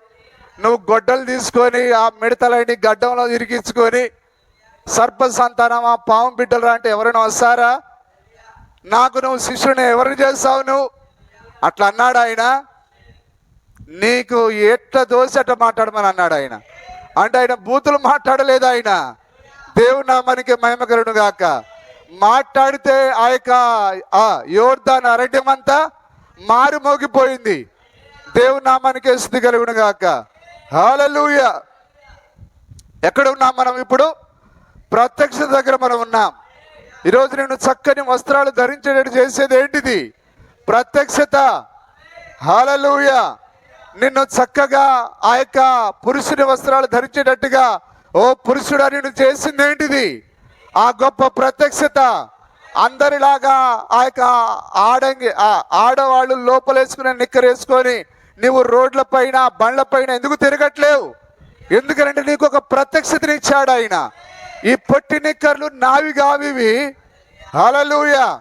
నాదేంటిదంటే బారు పాయింటే నాది. ఆమేన్. ఆ బారు చొక్కా నాది. హల్లెలూయా. నిజమే. నా బయలుపాటు నీకు ఎవరు ఇవ్వాలి? దేవుని దగ్గర నుంచి రావాలి. దేవుని నామానికి స్తుతి మహిమ కలుగును గాక. ఇప్పుడు మనం ఎక్కడున్నాం? ప్రత్యక్ష దగ్గర ఉన్నాం. ఆయన ప్రమాణం చేశాడా? నా సంఘమును ఈ బండ పైన కడతా అన్నాడు ఆయన. ఏంటిది సంఘం అనంటే మనమే. ఈరోజు స్త్రీలు పురుషులు కలిసి ఉన్నదే సంఘమై ఉన్నది. ఆయన మనందరినీ ప్రత్యక్షత అనే బండ పైన కడుతున్నాడు ఆయన. దేవుని నామానికి స్తుతి కలుగును గాక. నామానికి స్తుతి కలుగును గాక. చదవండి. కొందరు ఇర్మియానియు లేక ప్రవక్తలలో ఒకడనియు చెప్పుకొనుచున్నారని. అందరు ఉన్నారా? ఇక్కడే ఉన్నారు అందరూ? గట్టిగా ఆమేన్ చెప్తారా? హల్లెలూయా. ఇప్పుడు కొందరు ఏమనుకున్నారు? ఏలియా అనుకున్నారు. కొందరేమో ఇర్మియా అనుకున్నారు. నిజమేనా? హల్లెలూయా. ఎందుకు వాళ్ళు ఆ విధంగా అనుకున్నారు చెప్పండి? ఎందుకనంటే దేవుడే వారికి ప్రత్యక్షతను ఇవ్వలేదు. కాబట్టి ప్రత్యక్షత లేనివాడు ఈరోజు దేవుడు ముగ్గురేని అనుకోవడంలో ఆశ్చర్యం లేదు. ఈరోజు ప్రత్యక్షత లేని వాళ్ళే త్రిత్వము, త్రియేక దేవుడు, ముగ్గురు, ఏడుగురు, నలుగురు అని చెప్పుకునేది. ఈ యూట్యూబ్లలో పనికి మాలిన ఆ యొక్క చర్చా వేదికలు, ఆ డిబేట్లు పెట్టుకునేది ఎవరు చెప్పండి? ఈ బయలుపాటు లేని వారు. దేవునామానికి మహిమ కలుగును గాక. ఆ రోజు బయలుపాటు లేని వారు వారి సొంత దేవుడు అయినా ఎవరు? భూమి ఆకాశములకు సృష్టికర్త. మోసే రాసిన దాని లేఖనం ప్రకారంగా ఆయన శరీరంలో ఉన్నాడు. ఆయన అంత గొప్ప దేవుడిని వారు చూసి ఇప్పుడు ఏమంటున్నారు? యోహాను లేకపోతే ఏలియా అని అంటున్నారు. కొందరేమో ఇర్మియా అని అంటున్నారు. అది ఓరోదగినదేనా? అది సరైనదేనా? అది తప్పది. హల్లెలూయా. అందుకైనా మీరైతే నేను ఎవడనని చెప్పుకొనుచున్నారని వారిని అడిగాను. హల్లెలూయా. దేవునామానికి మహిమ కలుగును గాక. అయ్యా, అరే మీరు కూడా అట్లా అనుకోండి. అంత పెద్ద పెద్దోళ్ళు త్రియేక దేవుడు, త్రిత్వము, ముగ్గురు, బహుళత్వము, మరి నన్ను గురించి చాలా గొప్ప గొప్ప కార్యాలు మాట్లాడుతున్నారు. మీరు కూడా అట్టే నమ్మమని చెప్పలేదు ఆయన. సరే, వారు బయలుపాటు లేని వారు కాబట్టి నన్ను గురించి ఏలియా అని అనుకున్నారు. బయలుపాటు వారికి నేను ఇవ్వలేదు కాబట్టి ఇర్మియా అని అనుకున్నారు. ప్రవక్తలలో ఒకడు అనుకున్నారు. హల్లెలూయా. అయితే ఇప్పుడు మీరు నన్ను గురించి మీరేమనుకుంటున్నారు? సంఘ శాఖలు ఏమన్నా అనుకోనియండి, త్రిత్వం అనుకోనియండి, త్రియేక దేవుడు అనుకోనియండి, ఇంకో ఫాదర్ పైన ఉన్నాడు, కుమారుడు కిందికి వచ్చాడని అనుకోనియండి, వారు ఏదైనా మాట్లాడుకోనియండి. అయితే మీరైతే ఏమనుకుంటున్నారు? హల్లెలూయా. నిజమేనా? ఈరోజు మనం చాలా సామాన్యులం. మనకు ఏ డిగ్రీలు లేవు, ఏ బీటీహెచ్లు, ఏ బైబిల్ ట్రైనింగ్ లేవు. కానీ ఈరోజు దైవత్వం మనకు చాలా స్పష్టంగా ఆ స్ప్రైట్ కంటే చాలా క్లియర్గా ఉన్నది ఈరోజు. నిజమేనా? ఈరోజు వాక్యం చాలా స్పష్టంగా మనం చూడగలుగుతున్నాం. దేవుని నామానికి స్తుతి కలుగును గాక. మరి ఏ చదువు లేని, ఏ డిగ్రీ లేని మనకు ఏ విధంగా వాక్యం అర్థమైంది? అదే ప్రత్యక్షత ఉన్నది. హల్లెలూయా. అందుకు సీమోను పేతురు నీవు సజీవుడవగు దేవుని కుమారుడైన క్రీస్తు అని చెప్పెను. అక్కడ నిలబడుకొని ఉన్నాడు మనిషి కుమారుడు. ఆ మనిషి కుమారుడి గురించి పేతురు ఏం మాట్లాడుతున్నాడు?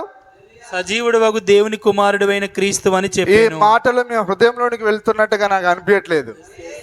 నిజంగా గ్రహిస్తున్నారా? హల్లెలూయా. పేతురు ఏమంటున్నాడు? నీవు సజీవుడగు దేవుని కుమారుడైన క్రీస్తు. హల్లెలూయా. క్రీస్తు అంటేనే దేవుడై ఉన్నాడు. క్రీస్తు అంటేనే సజీవుడు ఎవరు? దేవుడు ఒక్కడే. ఇక ఆయన తప్ప ఇంకెవరు సజీవులు గారు. నీవే సజీవుడవైనా దేవుని కుమారుడవైనా క్రీస్తు అని అన్నాడు ఆయన. ఇప్పుడు అక్కడ నిలబడుకొని ఉన్న ఆయన ఎవరు?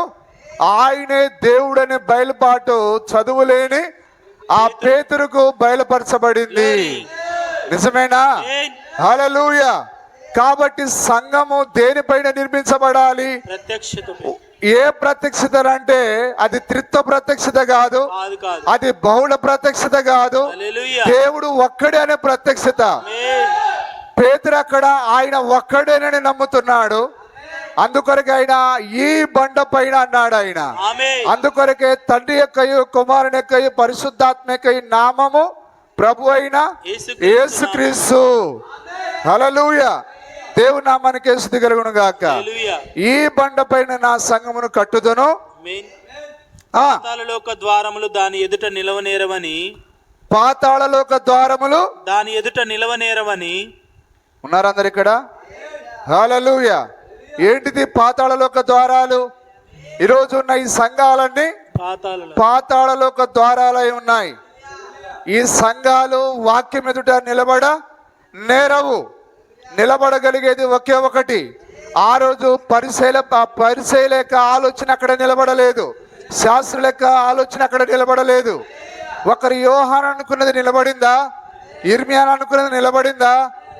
ప్రవక్తలు ఒకడు అనుకున్నారు, వాళ్ళు నిలబడిందా? అది అందుకే పాతాళలోక ద్వారాలు అంటున్నాడు వాటిని.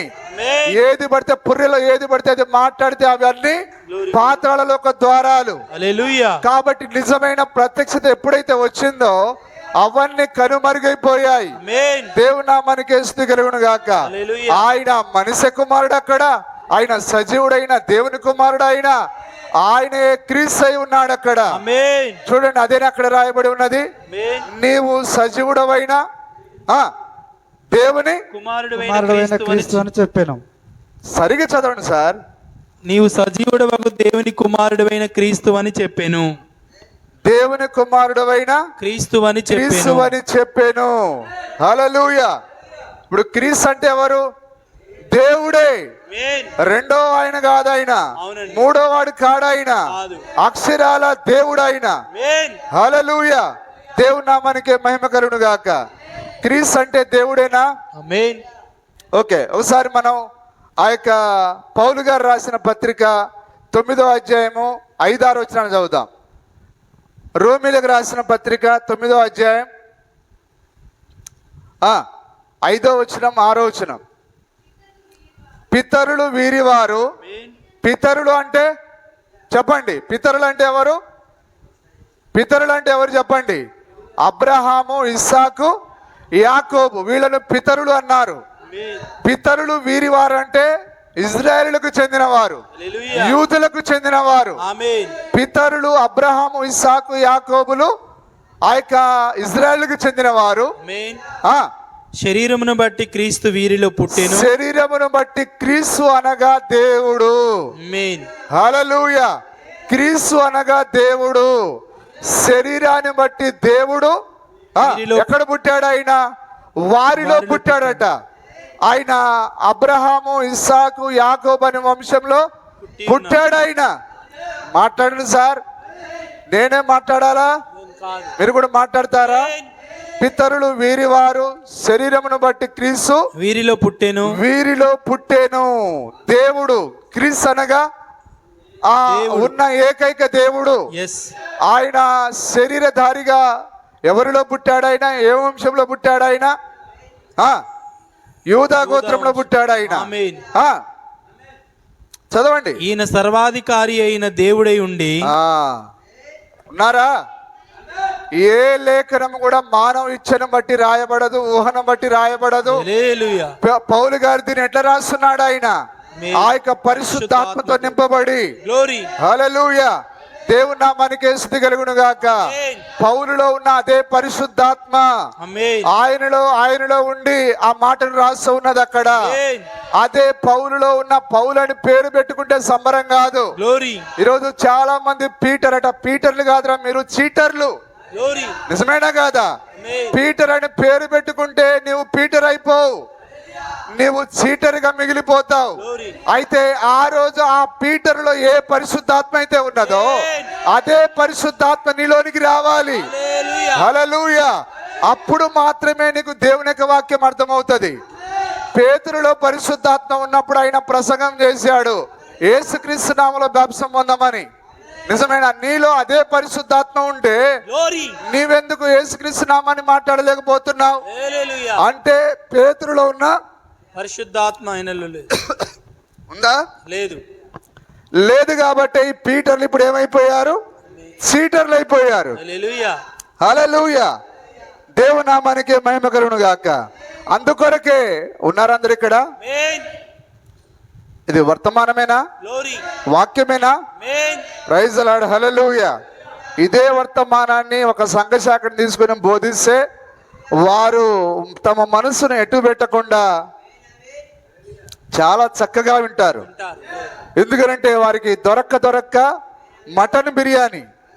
దేవుని నామానికి స్తుతి కలుగును గాక. హల్లెలూయా. దేవుని నామానికి మహిమ కలుగును గాక. ఉదాహరణకు ఒక వ్యక్తి యొక్క ఆత్మను, శిల్పకారుని యొక్క ఆత్మను దేవుడు విక్టర్లో పెట్టాడు అనుకుందాం. ఇప్పుడు ఆయన రోజు వ్యవసాయం పని వదిలేసి ఏం చేస్తాడు? ఆయన సుత్తే ఉల్లి తీసుకొని ఒక శిల్పాన్ని చెక్కుతా ఉంటాడు. ఎందుకు? ఆయనలో ఒక శిల్పి యొక్క ఆత్మను ఉంచాడు. హల్లెలూయా. అలాగనే ఒక సంగీతం ప్లే చేసేవాడు చనిపోయాడు. ఒక బాగా పేరు ప్రఖ్యాతులు గాచిన ఆ సంగీతకారుడు బీదోవన్ అనే ఆయన ఒక మంచి సంగీతకారుడు. అతని యొక్క ఆత్మను తీసి మన విక్టర్లో పెట్టామనుకోండి, ఇప్పుడు ఆయన ఏం చేస్తాడు? రోజు పని పాఠాన్ని మానేసి ఇప్పుడు ఆయన చక్కగా సంగీతాన్ని వాయిస్తాడు. ఆయన ఎందుకు? ఆయనలో ఉన్న ఆత్మ అది. దేవుని నామానికి స్తుతి కలుగును గాక. ఒకవేళ డిల్లింజర్ ఎవరంటే పెద్ద బందిపోటు లేకపోతే పెద్ద దొంగవాడు. హల్లెలూయా. ఆ డిల్లింజర్ చనిపోయిన తర్వాత వాని ఆత్మను తీసి విక్టర్లో పెట్టాడు అనుకోండి, ఇక విక్టర్ గారు ఏం చేస్తాడు? ఎక్కడ ఆగడు ఆయన. ఆయన దగ్గర బ్యాగులు, చక్కగా అన్ని కత్తులు, కటారులు, ఏ బ్యాంకును దోపిడీ చేయాలి, ఎట్లా దోపిడీ చేయాలనేది ఆయన థింకింగ్ అంతా అదే. ఎందుకు? ఆ డిల్లింజర్ లో ఉన్న ఆత్మ ఆయనలో ఉన్నది కాబట్టి. హల్లెలూయా. అలాగనే అదే యేసుక్రీస్తులో ఆత్మ పేతురులో ఉన్నప్పుడు నిజమేనా? అది ఏ నామాన్ని మాట్లాడింది? యేసుక్రీస్తు నామాన్ని మాట్లాడింది. పేతురులో పరిశుద్ధాత్మ ఉన్నప్పుడు అది ఎఫెసు పట్టణానికి వెళ్ళినప్పుడు ఆ పరిశుద్ధాత్మను ఏమని మాట్లాడాడు? మీరు పరిశుద్ధాత్మను పొందితిరా. హల్లెలూయా. మళ్ళా వాళ్ళు పౌలు గారి మాటను విని యేసుక్రీస్తు నామములో బాప్తిసం పొందారా? హల్లెలూయా. దేవుని నామానికి స్తుతి కలుగును గాక. కాబట్టి పౌలు గారు ఏదో ఆశామాసిగా పెన్ను దొరికింది కాబట్టి ఏదో ఒక చదువు ఎక్కువ ఉన్నదని ఏది పడితే అది రాయట్లేడు ఆయన. నిజమేనా? దేవుని నామానికి స్తుతి కలుగును గాక. హల్లెలూయా. దేవుని నామానికి మహిమ కలుగును గాక. నిజమేనా? ఆయన ఇప్పుడు పరిశుద్ధాత్మ చేత అభిషేకించబడి రాస్తూ ఉన్నాడు. ఏమని రాస్తున్నాడు ఆయన? పితరులు వీరివారు శరీరమును బట్టి క్రీస్తు వీరిలో పుట్టెను, ఈయన సర్వాధికారి అయిన దేవుడై ఉండి. చెప్పండి. ఇప్పుడు సంఘ శాఖలకు యేసు ప్రభు సగం దేవుడు, యెహోవానేమో ఫుల్ దేవుడు, పూర్తి దేవుడు, ఈయనేమో సగం దేవుడు. కానీ పౌలు గారిలో ఉన్న అదే పరిశుద్ధాత్మ నిజమేనా? ఏదో పూర్తి దేవుడు సగం దేవుడు అని చెప్పట్లేదు అక్కడ. ఈ శరీరధారిగా పుట్టిన ఆయనే. దేవుని నామానికి స్తుతి కలుగును గాక. హల్లెలూయా. ఈరోజు చాలా మంది పాస్టర్లకే ఈ బయలుపాటు లేదు. అవునా? ఉంటే ఈరోజు ఖచ్చితంగా వారు దేవుడు ఒక్కడనే నమ్మేవారు. కానీ పౌలు గారు ఇప్పుడు ఏమని రాస్తున్నాడు? ఈయన సర్వాధికారి అయిన దేవుడై ఉండి, ఈయన ఎవరు? శరీరధారిగా, చెప్పండి, శరీరధారిగా ఈ భూమి మీద కన్య గర్భంలో జన్మించిన ఆయనే సర్వాధికారి అయిన దేవుడై ఉండి, ఆ శరీరధారిగా పుట్టిన ఆయనే దేవుడు. ఆయన ఇంకొక దేవుని గురించి మాట్లాడలేడు. ఆయన దేవుని నామానికి స్తుతి కలుగును గాక. పౌలు గారు ఆయన ధర్మశాస్త్ర పండితుడు. ఆయన గమాలియేలు పాదాల దగ్గర, పరిసయ్యుల దగ్గర ఆయన ధర్మశాస్త్రాన్ని పఠించిన వాడు. మరి వారి దేవుడు ఎలాగ ఉన్నాడని నేర్చుకున్నాడు. ఆయన పగలు మేఘ స్తంభంలో, రాత్రి అగ్ని స్తంభంలో ఉండిన దేవుడు. వారి దేవుడు వెలుగై ఉన్నాడు, వారి దేవుడు అగ్ని అయి ఉన్నాడు. కాబట్టి వారి దేవుడిని ఆయన అగ్నిగా నమ్మాడు, లేకపోతే వెలుగుగా నమ్మాడు. ఆయన అగ్ని స్తంభంగా నమ్మాడు, ఆయన మేఘ స్తంభంగా నమ్మాడు. ఆయన హల్లెలూయా, దేవుని నామానికి స్తుతి కలుగును గాక. కానీ పౌలు గారు సంఘాన్ని ఎందుకు హింసించాడు? ఆ యొక్క అగ్ని స్తంభంలో ఉన్న అదే దేవుడు శరీరధారిగా రాలేదు అనుకున్నాడు. ఆయన ప్రవక్తల యొక్క వాక్యాన్ని నమ్మలేకపోయాడు. ఆయన ఎందుకు నమ్మలేదనంటే ఆ బోధ, ఆ తప్పుడు బోధ అలాగ నేర్పించారు. దేవుడు శరీరధారిగా రాడు అని నేర్పించారు. కానీ మూలవాక్యం చెప్పింది ఆయన స్త్రీ సంతానంగా వస్తారని మాట్లాడాడు. ఆయన ప్రవక్తగా వస్తారని చెప్పాడు. ఆ యెషయా ఆయన గురించి రాశాడు 53వ అధ్యాయంలో. ఆయన గొర్రె ఆ బొచ్చు కత్తిరించు అని ఎదుట ఎలాగ మౌనంగా ఉంటుందో, ఆ యొక్క మెస్సయ్య, ఆ యొక్క దేవుని కుమారుడు వారి ఎదుట మౌనంగా ఉంటాడని ప్రవచనం చెప్పింది అక్కడ. వారన్నీ మర్చిపోయారు వాళ్ళు. హల్లెలూయా. కానీ ఆ పౌలు గారు ఏదైతే నేర్చుకున్నాడో అదే క్రమంలో దేవుడు తన్ను తాను ఆ పౌలు గారికి బయలుపరుచుకున్నాడు. నిజమేనా? ఇప్పుడు ఆయన దమస్కు మార్గంలో ఆ గుర్రం పైన ప్రయాణం చేస్తూ ఉన్నాడు. నిజమేనా? ఇప్పుడు ఆయన ఆ దమస్కు మార్గంలో దేవుడు పౌలు గారికి ఎలాగ ప్రత్యక్షమయ్యాడు? అగ్ని స్తంభంలో ప్రత్యక్షమయ్యాడు. ఆ అగ్నిని చూసి ఆయన ప్రభువా నువ్వెవడవు అని అంటున్నాడు. ఆయన హల్లెలూయా, ప్రభువులారా అనట్లేడు. ఆయన ఓ త్రియేక దేవా, ఓ తండ్రి కుమార పరిశుద్ధాత్మ నువ్వు ఎవరవయ్యా అని అనట్లేడు. ఆయన నిజమేనా? ప్రభువా నువ్వెవడవు? అగ్ని స్తంభంలో ఉన్నది నువ్వే, అయితే నీ పేరేంటిది? హల్లెలూయా. మనిషికి ఒక మాట, గొడ్డుకు ఒక దెబ్బ అన్నారు. దమస్కు మార్గం చాలు సార్, నీ కళ్ళు తెరవబడాలంటే. నా కళ్ళు అక్కడే తెరవబడ్డాయి. మిమ్మల్ని అందరినీ దమస్కు మార్గంలో తీసుకెళ్ళాలి. ఇప్పుడు మనకు ఏ మార్గ అనుభవం కావాలి? దమస్కు మార్గపు అనుభవం కావాలి.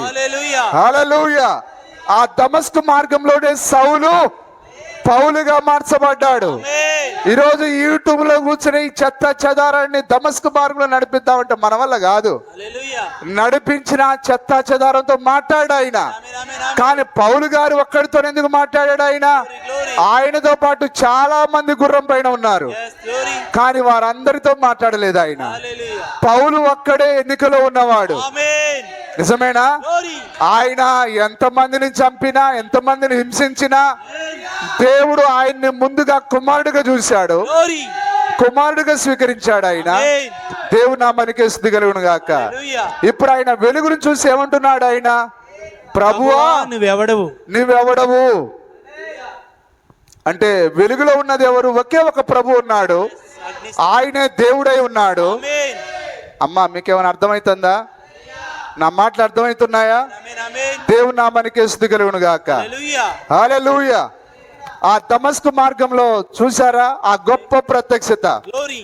ఇప్పుడు ఆయన ఆ వెలుగును, ఆ అగ్ని స్తంభాన్ని చూసి ఆయన ప్రభువాన్ని ఎవడవని అంటున్నాడు. ఆయన అంటే నీ పేరేంటిదని అడుగుతున్నాడు. ఆయన ఎందుకు పౌలు గారు ఆ గిరాటి వేయబడ్డాడు, గుర్రం మీద నుంచి తోసివేయబడ్డాడు.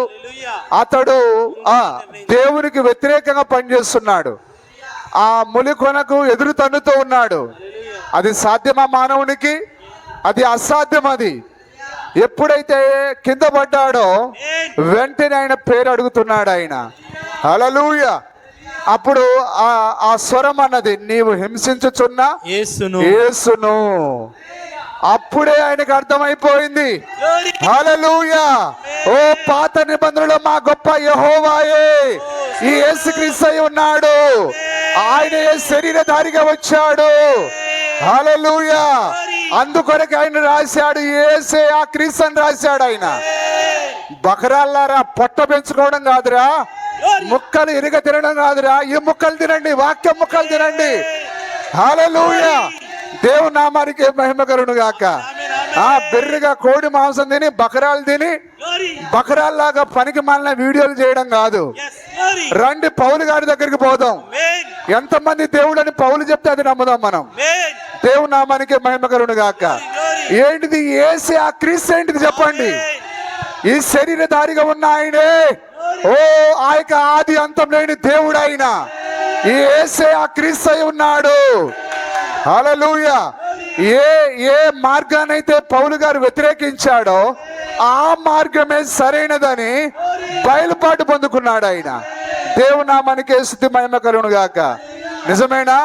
అందుకొరకే ఆ మార్గంలో ఆ దర్శనాన్ని పొందుకున్న పౌలు గారు ఇప్పుడు ఆ రోమీలకు రాస్తున్నాడు ఆయన. ఆ దేవుడే శరీరధారిగా, ఆ సర్వాధికారి అయిన దేవుడే శరీరధారిగా ఆ యొక్క యూదులలో ఆ పితరులలో జన్మించాడు ఆయన.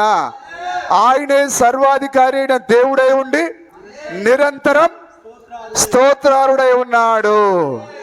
సగం యేసు ప్రభుకి సగం యెహోవా దేవునికి అని చెప్పట్లేడు ఆయన. ఆ యెషయా 6వ అధ్యాయంలో యెషయా ప్రవక్త ఎత్తబడ్డాడా? అక్కడ ఏం జరిగింది? అక్కడ ఆ కెరూబులు శరాబులు పాటలు పాడుతూ ఉంటే దేవాలయపు పునాదులు కదిలించబడ్డాయి. ఆయన యొక్క చొక్కాయి అంగి ఆ దేవాలయం అంతా నిండిపోయింది. ఓ వారు భయంతో వణుకుతో యెహోవా పరిశుద్ధుడు పరిశుద్ధుడని ఓ కొనియాడబడుతున్న ఆరాధించబడుతున్న ఆ దేవుడు ఈ యేసుక్రీస్తేనని పౌలు గారు రాస్తున్నాడు అక్కడ. వీళ్ళట పండితులట విలియం బ్రెనామును తప్పుపడతారట. దయ్యం కూడా నవ్వుతుందిరా మిమ్మల్ని చూసి. ఖర్చు కాదు అది, దుప్పటితో కొద్దిసేపు ఏడుస్తుంది, కొద్దిసేపు నవ్వుతుంది అది. హల్లెలూయా.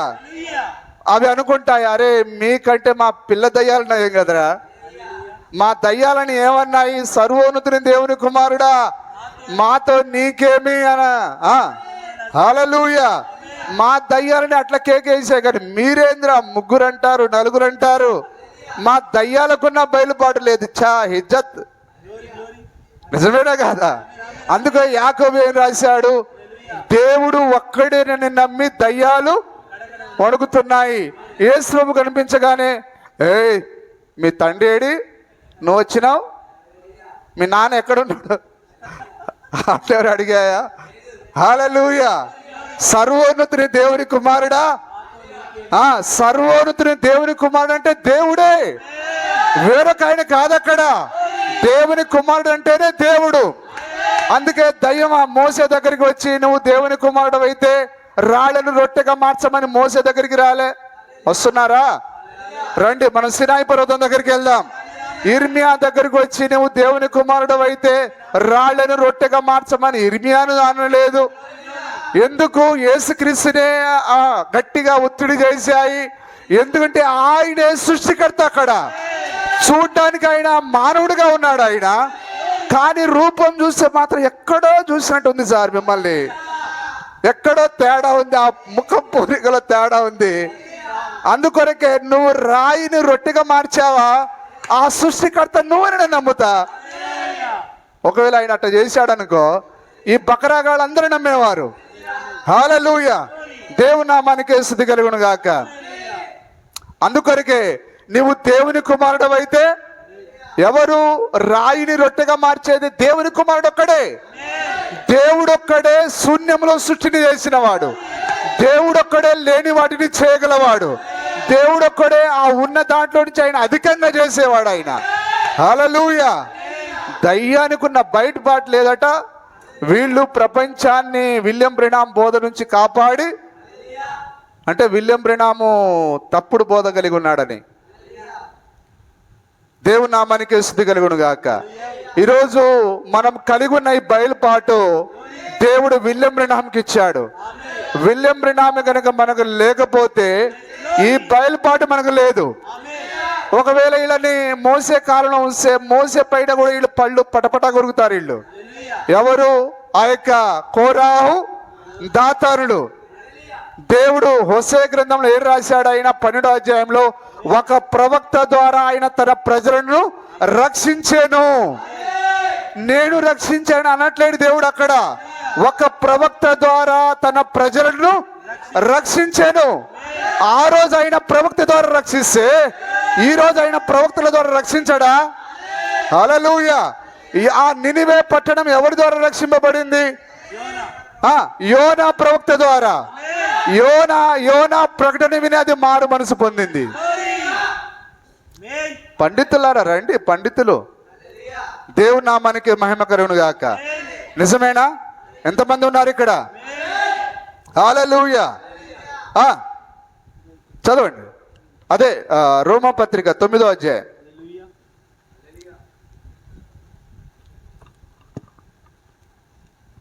5వ వచనం. పితరులు వీరివారు శరీరమును బట్టి క్రీస్తు వీరిలో పుట్టెను. శరీరమును బట్టి క్రీస్తు వీరిలో పుట్టెను. ఈయన సర్వాధికారి అయిన దేవుడై ఉండి ఈయనే సర్వాధికారి అయిన దేవుడై ఉండి నిరంతరం స్తోత్రారుడై ఉన్నాడు. ఆమేన్. హల్లెలూయా.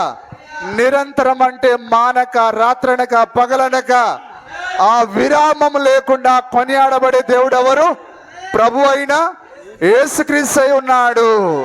కాబట్టి ఆయనకే మనిషి కుమారుడని పేరు, ఆయనకే మెస్సయ్య అనే పేరు, ఆయనకే దేవుని కుమారుడని పేరు. హల్లెలూయా. ఇవన్నీ బిరుదులు కలిగిన ఆయన. కానీ ఆయన ఒక్కడే, ఆయనే ప్రభు అయిన యేసుక్రీస్తు అయి ఉన్నాడు. దేవుని నామానికి మహిమ కలుగును గాక. హల్లెలూయా. సరే, మనం చూద్దాం. యోహాను సువార్త 4వ అధ్యాయము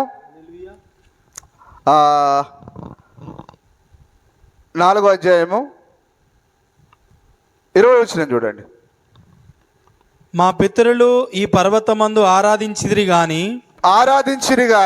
ఆరాధింపవలసిన స్థలము యెరూషలేములో ఉన్నదని మీరు చెప్పుదురని ఆయనతో అనగా యేసు ఆమెతో ఇట్లనెను అమ్మా. హల్లెలూయా. ఒక కాలము వచ్చుచున్నది. ఒక కాలం. చూసారా సోదరి, నీ తప్పిదాలను దేవుడు చూడట్లేడు. ఆయన అన్నతో, కయప్పతో, శాస్త్రులతో, పరిసయ్యులతో మీరు మీ తండ్రి అపవాది సంబంధులు అన్నాడు.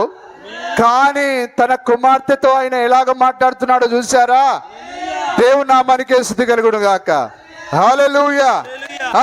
అమ్మా, ఒక కాలము వచ్చుచున్నది. ఆ కాలమందు ఈ పర్వతము మీదనైనను యెరూషలేములోనైనను మీరు తండ్రిని ఆరాధింపరు. హల్లెలూయా. ఏదో ఒక స్థలములో పోయేది ఆరాధన కాదు. ఆ యొక్క దేవుని ఆరాధించువారు ఆత్మతోను సత్యముతోను ఆరాధించుదురు. ఆరాధన ఎట్లా ఉండాలి? దేవుడు ఆత్మ గనుక ఆయనను ఆరాధించువారు ఆత్మతోను సత్యముతోను ఆరాధింపవలెను. ఇప్పుడు చెప్పండి, ఎవరు నిజమైన ఆరాధకులు చెప్పండి? ఆ ఆత్మ యొక్క ప్రత్యక్షత కలిగిన వారు, ఆత్మతో సత్యముతో ఆ ప్రత్యక్షతతో ఆరాధించేవారే నిజమైన ఆరాధకులై ఉన్నారు. నిజమైన ఆరాధకుడు ఆ ప్రత్యక్షతలో ఆరాధన చేస్తాడు. ఆరాధన ఏదో భౌతికంగా జరిగేది కాదు, అది అక్షరాల అది ప్రత్యక్షత ద్వారా జరిగేది. నా మాట నమ్ముము. మీరు మీకు తెలియని దానిని ఆరాధించువారు మేము మీకు తెలిసిన దానిని ఆరాధించువారము. రక్షణ యూదుల నుండియే కలుగుచున్నది. అయితే యథార్థముగా ఆరాధించువారు ఆత్మతోను సత్యముతోను తండ్రిని ఆరాధించు కాలము వచ్చుచున్నది. అది ఇప్పుడును వచ్చే ఉన్నది. తన్ను ఆరాధించువారు అట్టివారే కావాలనని తండ్రి కోరుచున్నాడు. అదేనా? ఓకే, చదవండి. దేవుడు ఆత్మ గనుక దేవుడు ఆత్మ గనక ఆయనను ఆరాధించువారు ఆత్మతోను సత్యముతోను ఆరాధింపవలెను. ఆ స్త్రీ ఆయనతో క్రీస్తు అనబడిన మెస్సియా వచ్చునని. క్రీస్తే ఎలాగ ఉండబోతున్నాడు? మెస్సయ్యగా. హల్లెలూయా. క్రీస్తుకు మెస్సయ్యకు ఉన్న సంబంధం ఏంటిది? ఇద్దరు ఒక్కరే. ఆ మెస్సయ్యే క్రీస్తుగా వస్తాడని. హల్లెలూయా. ఆ స్త్రీ నిజమేనా? ఒకవేళ ఆమె తప్పు మాట్లాడితే వెంటనే ఆయన ఏం చేసేవాడు? ఖండించేవాడు ఆయన. మరియ యేసేపులు యేసు ప్రభువును పోగొట్టుకున్నప్పుడు మరియ ఏమన్నది? అయ్యా నువ్వు ఎందుకు ఇలాగ చేశావు? నేను నీ తండ్రి నిన్ను వెతుకుతున్నామని అంటే, నేను నా తండ్రి పని మీద ఉండాలని నీకు తెలియదా అంటే యేసేపుని గురించి మాట్లాడలేదు ఆయన, ఖండించాడు ఆయన. వెంటనే పేతురు మాట్లాడేటప్పుడు అయ్యా ప్రభువా అందరూ పారిపోయినా కానీ నేను ఒక్కనే నీ కొరకు ఉంటానంటే వెంటనే ఏమన్నాడు ఆయన? ఈ రాత్రి కోడి కూయక మునిపే ముమ్మారు అన్నాడా? దేవుని నామానికి స్తుతి కలుగును గాక.